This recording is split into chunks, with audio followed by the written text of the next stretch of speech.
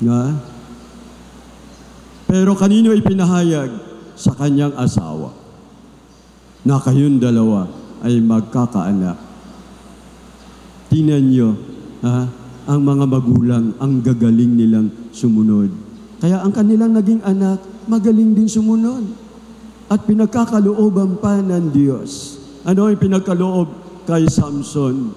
Ang matinding grasya, higit sa lahat, ang matinding grasya ng kalakasan. Kaya anong ginawa ni Samson nung siya'y lumaki na? Kanyang ipinagtanggol ang bayang Israel sa mga nananakop nito, lalo tigil sa kanilang pagkaalipin. Hindi ba ginawa din yan ni Kristo? Kaya may pre-figuration na sa lumang tipan. Ay sa ating banal na ebanghelyo, sino naman ang pinagkalooban? Ang mag-asawang Zacarias at Elizabeth. Parehong matanda na. Ang malaking hamon, baog pa si Elizabeth. Ay kayo mga babaeng nanganganak, ay hindi kayo manganganak kung kayo'y baog. Gayon din kayong mga kalalakihan kung kayo'y baog. Pero ito matanda na, baog pa. Pinagkalooban ng Diyos. Bakit? Napakagaling na naman sumunod sa kalooban ng Diyos ang mag-asawang Elizabeth at Zacarias. At napakagaling nilang magdasal. Kaya itong anak nilang si Juan, ano dapat ang pangalan ni Juan? Kung susundin yung kanilang kaugalian, dapat Zacarias Jr. Kaya uso na pala noon ang Junior. Pero sabi ng anghel ng Panginoon ay hindi dapat Zacarias. Nagtaka ang kanyang mga kababayan, lahat na ng mga tao. Sabi ng anghel, hindi ka naniwala. Kaya bilang patotoo, mapipipi ka at hindi ka makapagsasalita hanggang sa ang bagay na ito ay mangyari.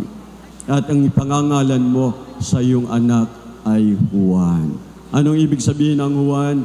God is gracious. Kaya kayong mga may pangalang Juan, Juana, Joanna, John, Johnny, etc. Ibig sabihin yan, pinagpala kayo ng Diyos. Patunayan ninyo sa Diyos ang inyong mga pangalan. Sana't nawa lahat tayo, ang ating mga pangalan ay nakaugnay sa Diyos at sa mga banal, na katulad nitong si Juan. Ay nung mangyari yon, nawala ang pagkapipi ni Zacarias. At ang maganda, nung mawala ang pagkapipi ni Zacarias, nakapagpuri siya sa Panginoon. Yan din ang malaking hamon sa atin ngayon. At tayo maging masunurin sa Diyos higit sa lahat sa pagtupad ng Kanyang kalooban. Sapagkat sa panahon natin ngayon, kailangan natin ang lahat tayo magsabuhay ang naaayon sa kagustuhan at kalooban ng Diyos. Kaya ba natin magsabuhay ng kagustuhan at kalooban ng Diyos? Kaya? Isa na namang palakpak sa ating Panginoon at mabuhay tayong lahat. Kaya magsitayo ang lahat. Salamat, ang gagaling pala ninyo. Pinasisigla ng interes ng Panginoon ang sa ating kabutihan. Tayo dumulog ngayon sa Kanya, kasama ng ating mga kahilingan. Kaya dapat tayong manalangin at sa bawat panalangin ang ating itutugon, Panginoon, nananalig kami sa iyo. Panginoon, nananalig kami sa iyo.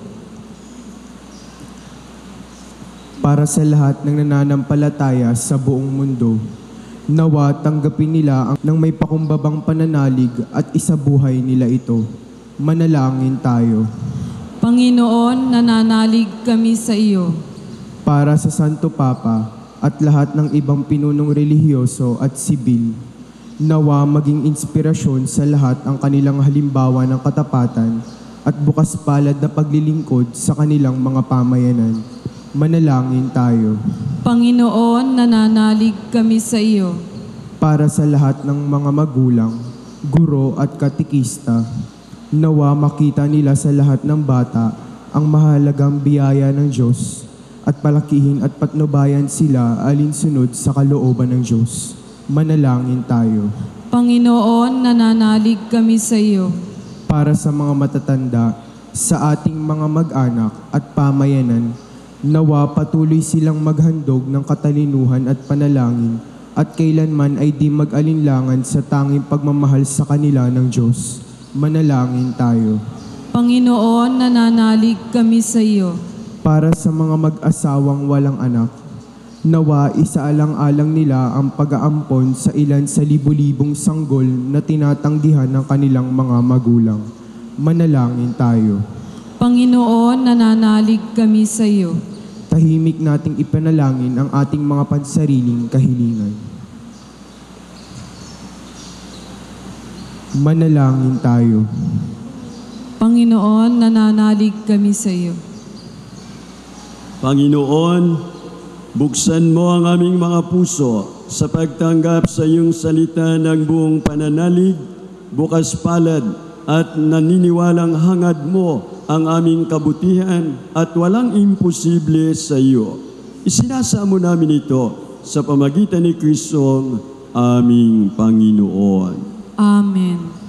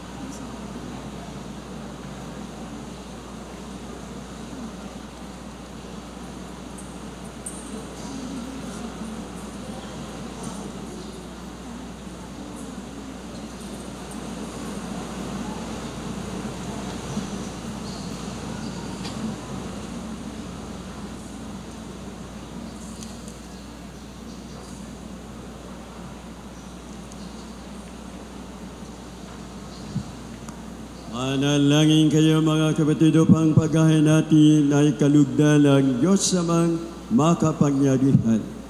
Tanggapin nawa ng Panginoon itong paghain sa iyong mga kamay sa kapurihan niya at karangalan, sa ating kapakinabangan at sa buong sambayan niyang banal. Ama naming lumikha, tungayan mo ang mga nakahain sa dambana.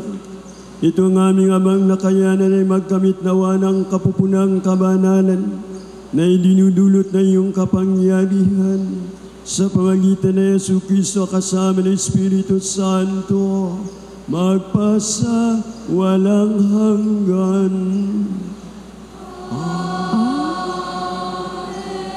Sumainyo ang Panginoon. Itaas sa Diyos sa iyong puso at diwa.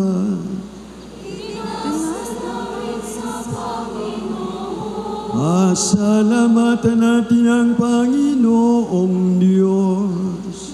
Marapat na siya'y pasalamatan. Ama naming makapangyarihan, tunay ngang marapat na ikaw ay aming pasalamatan sa pamagitan ng Yesu Cristo na aming Panginoon. Ang pagsusugo mo sa Kanya ay pinahayag ng lahat ng mga propeta. Ang pagsilang niya ay pinanabikan ng mahal na bireng kanyang inang tunay sa kapangyarihan ng Espiritong Banal. Ang pagdating niya ay nilahad ni San Juan Bautista sa kanyang pagbibinyag. Ngayong pinaghahandaan namin ang maligayang araw ng kanyang pagsilang, kami nananabik at nananalangin lubos na makaharap sa kanyang kadakilaan. Kaya kaisa ng mga anghel na nagsisiahit ng papuri sa iyo nang walang humpay sa kalangitan, kami nagbubunyi sa iyong kadakilaan.